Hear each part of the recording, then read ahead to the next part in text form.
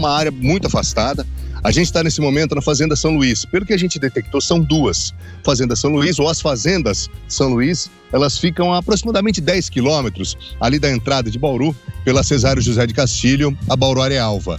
E é uma área, o Douglas vai fazer uma panorâmica rapidinho, para a gente entender o tamanho dessa área. A predominância aqui é de plantação de eucalipto.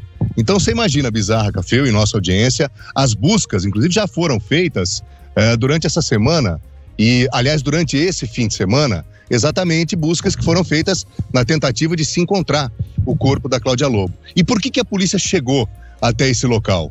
Porque houve o rastreamento do telefone celular do Roberto Francischetti Filho, e aí esse rastreamento, com base na quebra do sigilo telefônico e com a triangulação pelas ERBs, que são as estações de rádio base, e aí as antenas, o celular, só para explicar, o celular ele emite, o celular que nós portamos, ele emite um sinal, e aí ao emitir esse sinal, o que acontece? Esse sinal é captado pelas ERBs, e as ERBs na realidade são a ponte entre os nossos celulares e as operadoras. E aí esse sinal passou por aqui, ou seja, é como se Roberto Francischetti, carregando ou portando o celular dele, a localização num certo momento acabou apontando, não exatamente ou não precisamente ou não dando o ponto preciso, mas o celular dele passando, né, ou estando aqui nessa região. E por essa razão, a polícia acabou concentrando as buscas aqui nesse lugar, mas as dificuldades, elas são enormes, até porque se trata de uma área imensa.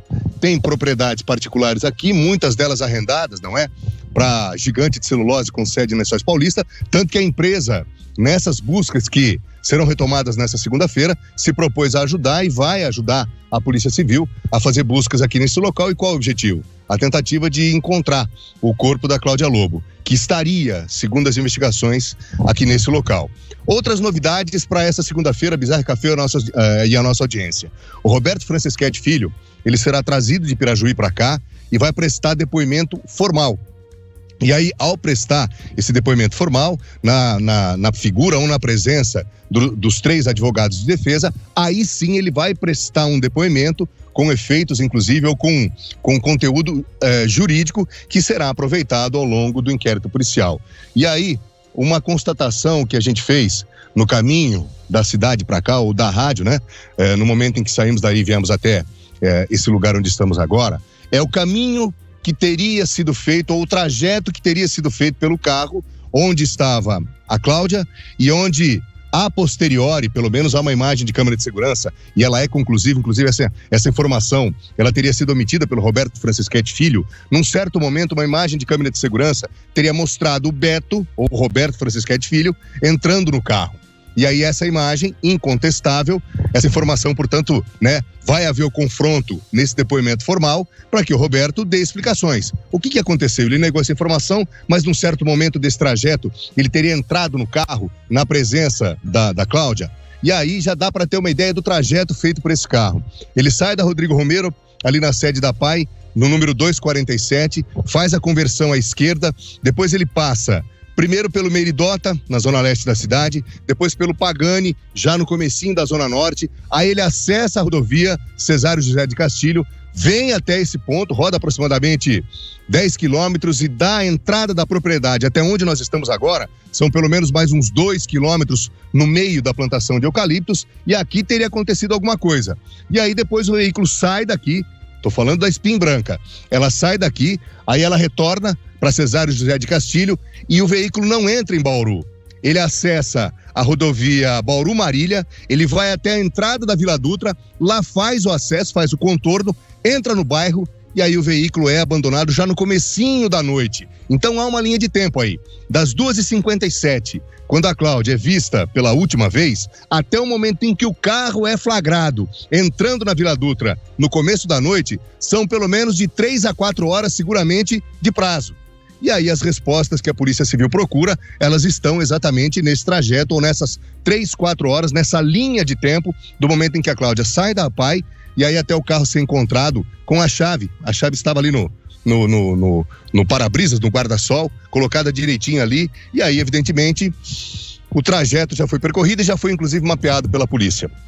Os laudos, o confronto balístico, ele deve ficar pronto nessa semana, via expectativa de que esse laudo ficasse pronto na sexta-feira, mas isso não aconteceu. E o que é essa análise? O que é a balística? Vai ser exatamente o confronto entre aquele estojo que foi encontrado dentro do veículo com a arma, com a pistola 380, de propriedade do Roberto Franceschetti Filho. E mais além, mais um laudo que deve já ficar pronto essa semana, né? Pelo menos é uma expectativa para que fique pronto. Exatamente a comparação daquele material genético ou biológico encontrado ali no carro, exatamente uma grande mancha de sangue com o material genético que foi fornecido pela filha da Cláudia. E aí esse exame, obviamente, ou esse laudo, esses dois laudos que são principais, eles devem ficar prontos nessa semana.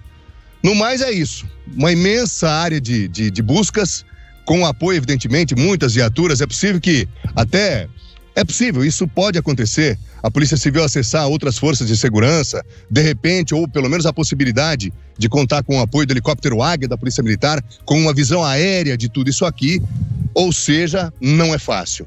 É uma busca muito grande, a área ela é gigantesca, não dá para ter uma ideia sequer do tamanho aqui dessa área.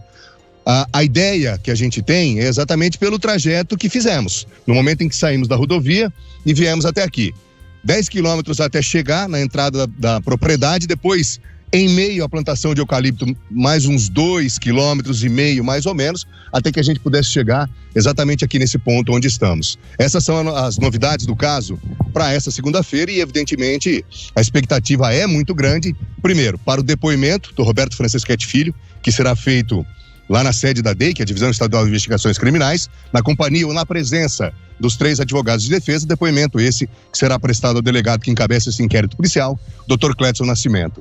E aí, as buscas, paralelamente a esse depoimento, as buscas serão retomadas na manhã dessa segunda, exatamente aqui nesse ponto onde estamos. Recebeu uma informação ainda a respeito do caso Cláudia, e essa informação, ela é muito precisa em relação ao exato momento em que Roberto Franceschetti Filho entra no carro, a Spin branca, de propriedade da PAI, até aquele momento dirigida pela Cláudia Lobo. Eram por volta de 3h20 da tarde, na rua Maestro Oscar Mendes, no Pagani, bairro da Zona Norte da cidade. Portanto, esse foi o exato momento em que a Cláudia e o Roberto se encontram, e o Roberto, ali naquele local, ele entra na Spin.